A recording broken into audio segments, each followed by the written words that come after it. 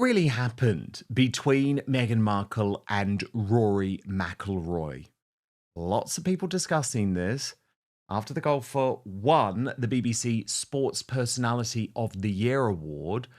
And indeed, it's got a lot of people talking about all of those close relationships Meghan had with various celebrities before she hit the jackpot with Prince Harry. We're talking about Max George from The Wanted. We're talking about Matt Cardle from The X Factor, Ashley Cole, the footballer, as well. But first, let's kick off with Rory McIlroy, because as the Mail headlined, it was a surprising friendship with the Sports Personality of the Year, as she gushed that the cherished golf star was the real deal. And now that we know Meghan Markle, I think we can absolutely say that this was part of her manhunt. I mean, look what happened when she strategically managed to get Rory McIlroy to make a video with her. And of course, it was just all for charity. It was all about charity. You know, she loves charity, doesn't she, Meghan? Here's how the Daily Mail reported it. Before she married Prince Harry, Meghan Markle typically kept her private life out of the spotlight and even enforced a social media ban at her first wedding to Trevor Engelson. Shortly after her 2014 divorce from the producer, however, a rumoured romance between Meghan and Rory McIlroy quickly captured the interest of her fans. Rory, favourite to win BBC Sports Personality of the Year, and Meghan first crossed paths after the ace golfer who had just won his 27th PGA title nominated her to complete the ALS Ice Bucket Challenge 11 years ago. Video of Rory, then newly single after his split from Caroline Wozniacki, pouring ice-cold water over Meghan's head, fanned the flames of speculation about their relationship. Meghan also gushed Rory was the real deal and hailed him as a force in an archive of her old blog. At one point, conjecture that Meghan, then 33, and Rory, then 25, were romantically involved was so widespread that the actress's former beau allegedly confronted her about it. Royal author Tom Bower claimed celebrity chef Corey Vitello, who was dating Meghan at the time, she's a dirty dealer, isn't she, angrily asked the former Suits actress if there had been an affair, after it was reported that she and Rory had met for dinner in Dublin.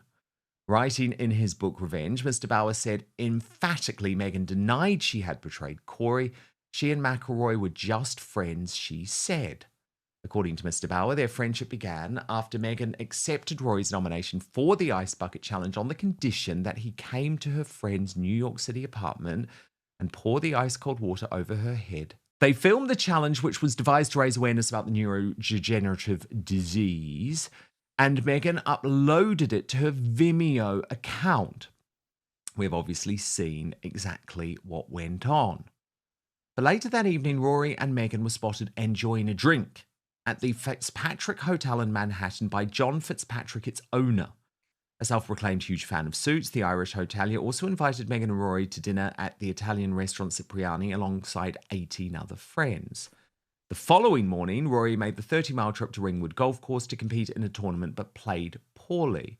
Feeling worse for wear after a hectic night, he dropped to the 101st place and almost immediately drove back to New York to see Meghan, Mr. Bower claimed. Reflecting on his mindset that day, Rory was said to have later confessed, "I wasn't quite on my game. I was so busy enjoying myself." Shortly after, Meghan praised Rory in a post on her defunct lifestyle blog, The Tig, as she celebrated the sportsman as the foremost golfer in the world. "Ah, yes, Rory McIlroy," she wrote. "The Rory McIlroy, whispered and shouted to be the foremost golfer in the world. Loved by Tiger, respected by Palmer, and dumper of frigid water on my lone head for the ALS Bucket Challenge." That Rory McIlroy. He is a force who has the propensity to actually work hard and play hard, relishing intense practices to substantiate his title, embracing nights of sipping Opus One, his bold and impressive choice of wine, and indulging in group dinners at Cipriani for balance, of course. And yet beyond his work-play ethic, the most endearing quality of this man is his character as real and honest as they come, appreciating a simple smile, never shunning a fan photo, enjoying a plate of pasta with veal ragu, and expressing a love for his parents that is rarely seen in men his age, or at any age, to be honest. He's not just the real deal, he is real. And perhaps that is what makes him even more cherished. Oh, Tash! She was on the Manhunt, and Rory McIlroy, now BBC Sports Personality of the Year, was her prey. Have we ever found out the truth about what went down between these two?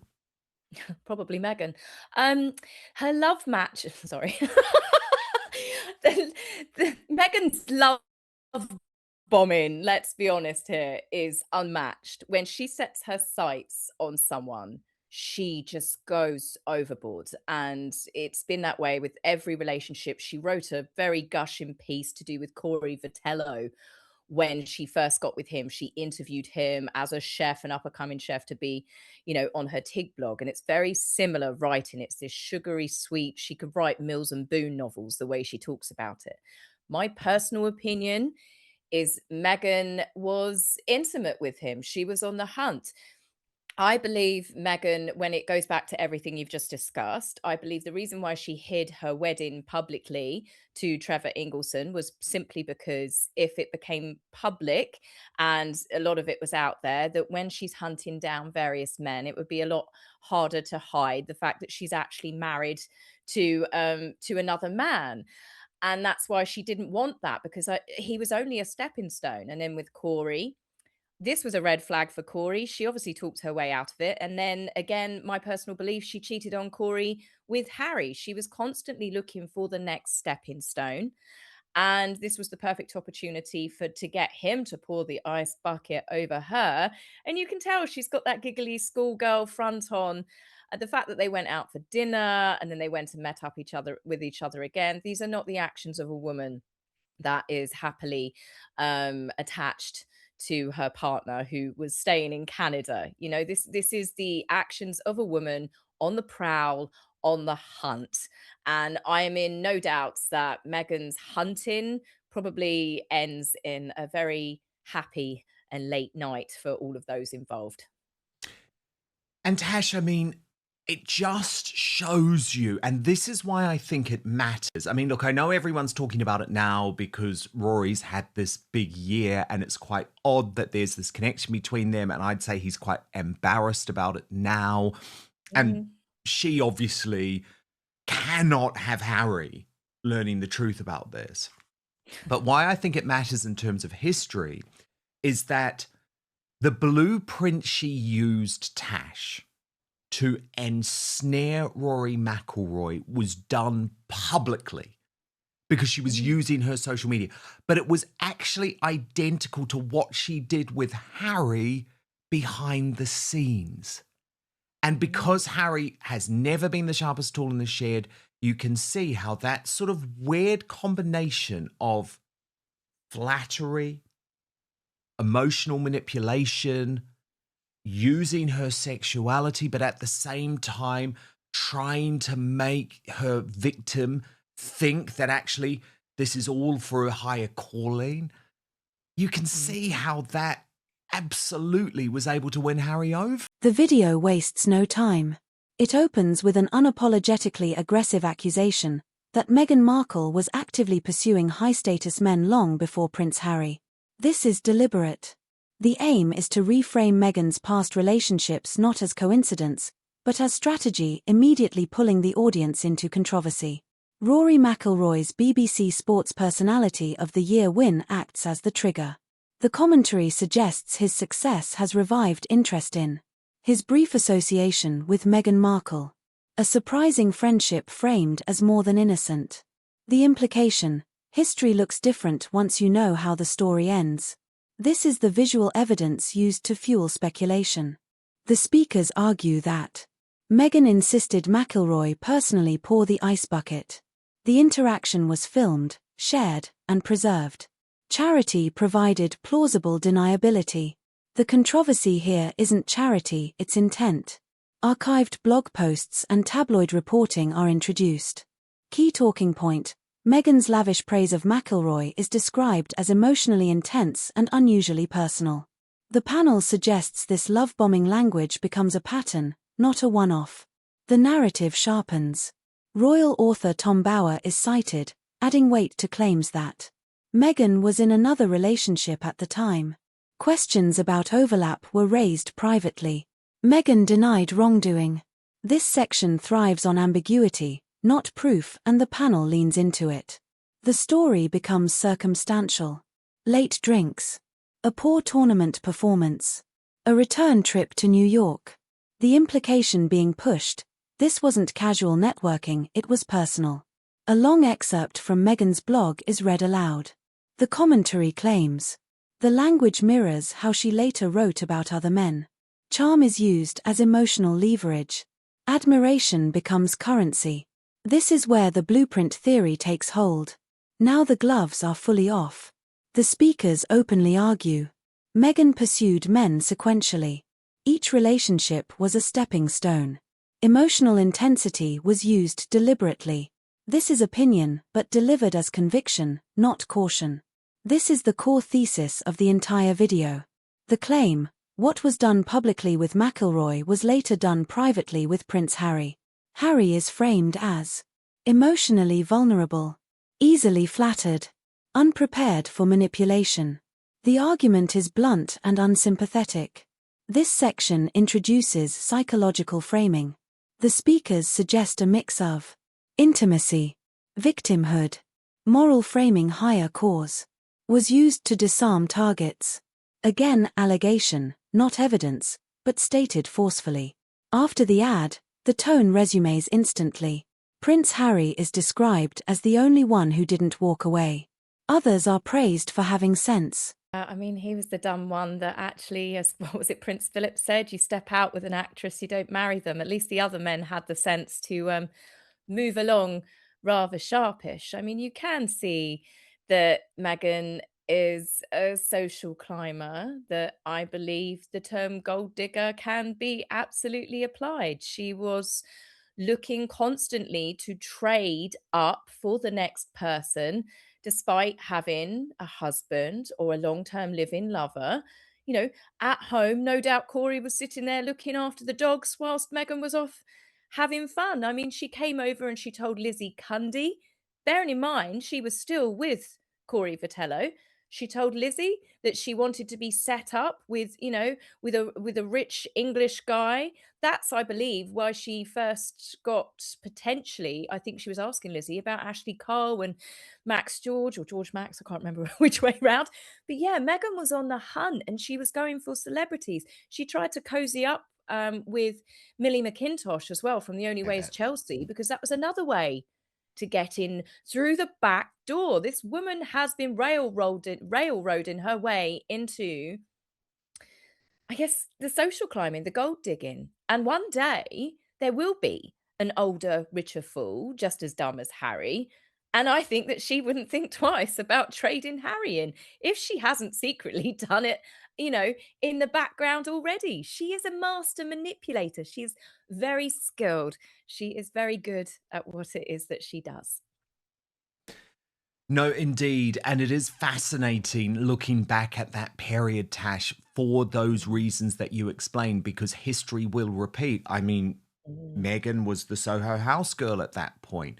But the moment that there was something that she thought would be beneficial to her, that something being Prince Harry, Millie McIntosh was out the door. Lizzie Cundy was out the door. Piers Morgan was out the door. Ashley Cole, who she had been having those discussions with both Lizzie Cundy and the tabloid journalist Katie Hind about, was out the door. And then there are the two other men at a very similar time to Prince Harry, and they don't get spoken about very often, Tash, but I actually revealed both of them were targets of Meghan Markle. And it's fascinating to me because it shows you that her sights were actually set relatively low. And actually, I really like these two men, so I'm not meaning that in a horrible manner, but just that they were not big names. You know, they were not A-list international names. They were not a Rory McIlroy. They were not a Prince Harry. And those two men, one of them you refer to him, Max George. He was the lead singer of The Wanted and then ended up in Glee. And he was a big deal at the time. And Meghan Markle was messaging him and propagating that something should go on with them. And then the other was Matt Cardle, who you remember in the year in the United Kingdom when One Direction won the X Factor. It was 2010. Sorry, when One Direction competed on the X Factor, but actually Matt Cardle won. So he was a huge celebrity in the United Kingdom around 2010. But you understand what I'm saying, right, Tash? It's interesting that she was, what's the term that people use? Is it like drop into the DMs? What do people say? I can't remember, you know? Oh God, I'm the worst person to think of that. Slipping into Slipping into the DMs. Slipping into people's Yeah, DMs. but she was doing that with all sorts of celebrities. And again, I just think it's interesting because it's like, okay, the Rory McIlroy thing didn't work out. So then she was in London and it's like, okay, there's Ashley Cole, the footballer. There's Max George, the wanted guy. There's Matt Cardle, who was on X Factor. Look, let's just be frank about it, Tash. She was casting her net far and wide. Oh, she definitely was. I mean, she's very determined, I would say, when she sets her sights on something. And I still think, whilst I do believe that she definitely networked, once she first caught Prince Harry's eye, she definitely networked. And this is where you can trace it back through all of the people that were connected to Harry in the outer circles of his social life. Meghan just literally just started picking them off one by one, and she cast that web perfectly for the dumb fly sitting in the middle of it. But she definitely cast her web wide. I mean, I think that she was just waiting for the perfect opportunity to just move on to the next person. She's someone that I think is like uses lily pads like a frog, you know, she'll line up the next one and then she'll make a jump for it.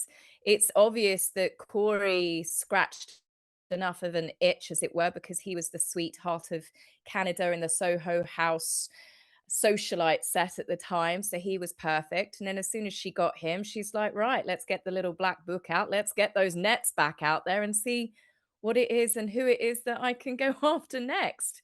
I mean, she's a very determined woman, and I can really see her moving on from Harry with no problems, no issues whatsoever. You think that people would be a bit wary of her track record, but there's always going to be one dumb fool out there that I think would I know. take I mean, up I just look at where Rory McIlroy has got to in his life and how successful he now is, Tash, and I think, oh mate, you dodged a bullet. He must look back and just think, oh my God, thank goodness I could have ended up with that psycho. You know, she would have derailed his career, Tash. There's no way if she had ended up with him, he would have been winning BBC Sports Personality of the Year. Look at what she's done to Harry's career and his confidence. So I think for Rory McIlroy, this is definitely a moment to celebrate. Thank God. Yeah, it was a little bit embarrassing, but you know what? She played you. Who cares? She played you. Who cares? There was no damage done. Yet, you look at even Trevor Engelson now. Happy, married, beautiful wife, with beautiful kids, children, out of the public spotlight. And again, he won. You know, he actually won. He felt like he'd lost at the time. He was devastated at the time. He won. And actually, Max George and Ashley Cole and Matt Cardle had lucky escapes too. But I guess what's going to feel so frustrating, Tash, for so many Brits and people who love the royal family around the world is that Meghan ensnared a guy who could actually do damage on the institution of monarchy. Yeah, there's no going back from everything that Harry and Meghan have done, obviously. And even if she does leave him for a rich old billionaire with a few heart issues, it's never going to, no one's ever going to be able to go back to where they were before this one woman wrecking ball arrived. And whilst I obviously do not blame Meghan, Harry has shown himself to be a truly horrible person. I do believe that she's encouraged and brought out the worst in him, but the worst was already there. But yeah, I mean, all of these men, I'd imagine that they do sometimes look at the newspapers and look how Harry's life, everything that he had to what he's got now, just seeing this sad, middle-aged, balding, overweight man riding around a horse in Aspen in the snow and ice, looking grumpy. And they just think who he was, what he had, what he could have achieved, the platform and everything, the adoration he had, and this is what he's become. I bet all of them literally wipe their forehead and just are so grateful that they dodged that mega bullet. Yeah. That Meghan bullet. Tash, thank you so much. Fascinating insight from you. And of course, for so much royal news, make sure you subscribe to According to Taz on YouTube. Thank you so much for your company today too. The infamous quote attributed to Prince Philip is invoked. You step out with actresses, you don't marry them. This segment labels Meghan a social climber, opportunist, someone always scanning for the next upgrade. The panel argues her Soho House connections were launchpads, not friendships. Names pile up. Lizzie Cundy, Millie McIntosh, Piers Morgan, Ashley Cole. The accusation: once Harry was secured, everyone else became expendable.